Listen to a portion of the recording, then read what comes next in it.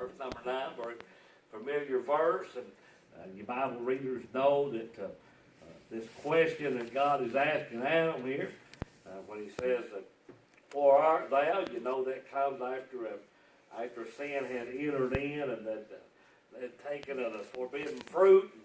And God comes on the scene, and he asks Adam, and he says, "Where art thou?" Now, God knows exactly where Adam was, but he asked that question, just like the question be asked today. It's asked to cause us to look and see where we are in our spiritual life. God knows exactly where we're at this morning, just like he knew where Adam was. God knows exactly where each and every one of us are this morning, but just as he asked Adam that question, "Where art thou?" that will be the question this morning. Where are we in our spiritual walk or in our spiritual life? Where are we this morning when it comes to the spiritual man? And there's about 3 different places I want to bring out this morning that we can be found as a child of God concerning our walk or concerning our Christian life. When we're asked, "Where art thou?" we want to compare it with the nation of Israel this morning as they were in bondage and brought out of the land of Egypt. That'll be the thought this morning as we preach on this thought. Where art thou, or where are you this morning in your spiritual walk? Where are you in your spiritual life this morning?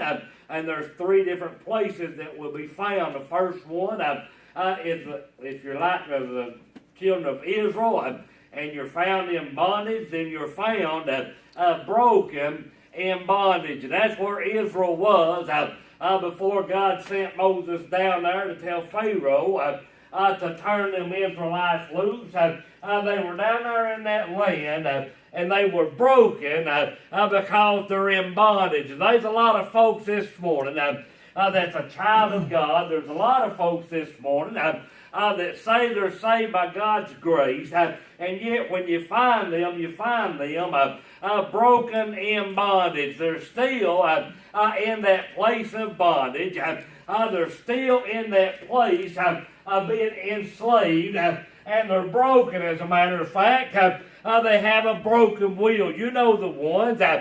You've met the ones that I'm talking about, that you find that's broken in bondage. They're under the evil taskmaster. They're in that bondage. They're being mistreated. They're being used and abused this morning. And they're broken. Their will has been broken by the taskmaster. Their will this morning has been broken. They've never come out of that place of slavery. They've never come out of that state of being in bondage. They're broken, and their will is broken. They have no will.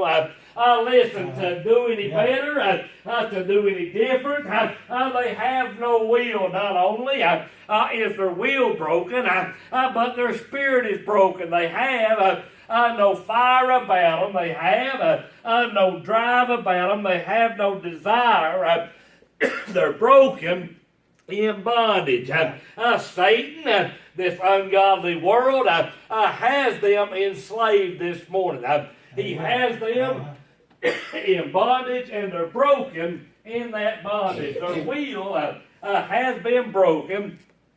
Their spirit this morning is broken. They're just there going through the motions. They're there just going through the existence. They're not living. They're only existing. They're there, listen. And the more they're there, the worse they get. The longer they're there, the worse they are. The longer they're there, the worse the effects become because they remain broken in bondage. They're broken. Their will is broken. Their spirit is broken. They're broken mentally. Amen. You find them broken in bondage. They're broken mentally. Satan has them blinded in their minds. Satan has them blinded to the things of God. This world has has them blinded in their minds. They're broken. Their will is broken. Their spirit is broken. They're broken mentally. And they're broken physically. Look around and see what's going on in society today. I look around and see the shape that people are in. When you look and see that they're still slaves, listen, to sin, you see that they're still in bondage. You find them broken. You find them with their spirit broken. You find them with their will broken. You find them broken mentally, but you find them broken physically. Look at what humanity is doing to their own body. Look around and you'll see what I'm talking about. Look what folks are doing to their own bodies. Look at the drug abuse that's in society today. Look at all the things that man is doing to destroy his own self. You say, preacher, why is that? Because he's in bondage and he's broken in that bondage. He's still under that taskmaster. Satan still has him bound down. He's broken his will. He's broken his spirit. He's broken him mentally. And he's breaking him physically. Listen, the Bible plainly says the wages of sin is death. We know what happens to this whole body. This death and decay is a result of sin. Amen. But I'm telling you, there's folks that's broken in bondage. They're on their own accord. Listen, pouring poison into their body, trying to find some relief. They're pouring poison into their body, trying to better the circumstances that they find themselves in, and it simply will not help. They're broken in bondage, and there's only one that can set them free. And the Bible says that the Son shall make you free. You shall be free indeed. They're broken in bondage, just like the children of Israel when they were down in the land of Egypt. They were down there for 400 years, broken in bondage. They had no will. They had no spirit. They had no desire. They were just going through the motions. They were just going through the existence. They were broken mentally, and they were beginning to be broken physically. Listen, that bondage taking its effect on them bodies. Where are we this morning when we begin to look at our Christian walk, at our Christian life? Where are we this morning? If we've never come out of the land of Egypt, then I'm going to say we're broken in bondage this morning. And I'm afraid there's some folks that proclaim to be Christian this morning. There's some folks that say they're saved by God's good grace. But I'm going to tell you this morning, they're broken in bondage. Satan has them right where he wants them. Satan still has them enslaved.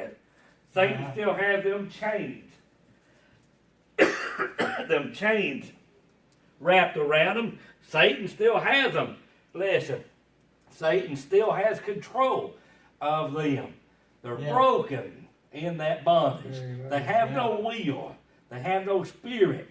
They have no desire. And he's got them broken mentally, and he's breaking them physically. Where are we this morning? Are we broken in bondage? Or can we say we've come out of that land of bondage? We've come out of that land of bondage. And then, you know what happened when they come out of that land of bondage? If we're not broken in bondage, if we're not careful, we'll find ourselves dying in the desert. Amen. We'll find ourselves dying in the desert. When they come out of the land of Egypt, God had promised them the land of Canaan. But we find that Israel walked in the wilderness. The Bible calls it the wilderness. It's a desert. For 40 years. You know what took place? Them 40 years, that generation died off. That generation died in the desert. If we're not careful, we'll get out of the land of bondage and we'll find ourselves dying in the desert. We'll find ourselves just like Israel was. For 40 years, they walked in that desert. We find ourselves dying in that desert. Preacher, what are you talking about? Dying because of doubt. There's a lot of Christians this morning.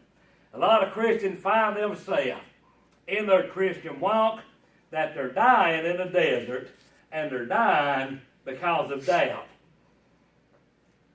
They're dying because of doubt. They doubt that God can, amen. They doubt that God will, amen. They won't stand on the Word of God. They won't take what thus saith the Word of God. Let that be the foundation. Let that be what they trust in. Let that be what they believe in. They would rather doubt what God says. They'd rather doubt what God can do. How many times have you heard it? Somebody that's supposed to be a Christian and just tell you, I don't think God can. I don't think God can. I don't think God can help me this time. I don't think God can get me out of this one this time. You know what that is? That's doubt. And there's folks dying in the desert because of doubt. You know why Israel walked in that desert for 40 years? Because of doubt. They sent the spies over into the land of Canaan, and 10 of them come back, and they doubted. And they doubted. And they said, I don't know. Even though God said we can take it, even though God said it's ours, even though God said He'd be with us, even though God said He would give it to us, I don't think God can. I don't think God will. And they walked in that desert and they died because of doubt. Folks are dying today. They're dying in the desert today because of doubt. They're doubting that God can. They're doubting that God will. They doubted the man of God. They doubted Moses. Folks are doubting the preacher in this day and time. They're doubting those that are speaking what thus saith the Word. They're dying because of deception. They was deceived by the devil then. They're being deceived by the devil today. Satan's got folks deceived, and they're dying in the desert because they've been deceived. Because they've let Satan come in and sow that seed of deception. They've allowed Satan to come in and deceive them. And because of that, they're dying in the desert. They've let that old trickster come in and deceive them. These folks, by the multitude, find themselves right here where I'm preaching about this morning. They've made it out of the broken place of bondage, but they're dying in the desert. They're dying because of doubt, and they're dying because of deception. Satan's got them deceived. Evil man in the time that we live. Evil man has deceived them. There's false prophets, false teachers, false preachers that deceive them folks, leading them blind, leading them astray. They're being deceived. That's what happened to the nation of Israel. That's why they walked for 40 years in that wilderness. They were dying because of doubt, and they were dying because of deception, because they were being deceived. Satan is a deceiver. He's a liar. He's always been a liar. And he's always going to be a liar. And he's a deceiver. And he's a trickster. And he has folks deceived, and he has folks tricked today. Listen, he's going to tell you one of two things. Depending, he's either going to have you believing things are worse than they really are, or he's going to have you believing things are better than they really are. If he's got you to where you won't worship God, if he's got you where you're hit or miss on it in the house of God, where you read or don't read the Word of God, then he's going to tell you things aren't as bad as they are. Deception. He'll deceive you into believing that you're all right, even though your fellowship with God has been broken. Even though your walk with God has taken a different path, you're walking away from God. Satan's going to tell you, listen, things ain't that bad. They're not as bad as that old preacher that's on the mic. Listen. And then he's going to tell you that things are a whole lot worse. Well, if he can get you shaking, if he can get you looking at the circumstances, if he can get you like he did those 10 spies, get you to look at the giants that was in the land, get your eyes off of God, if he can get your eyes off of God, get your eyes on the circumstances, get your eyes on your problem, get to looking at your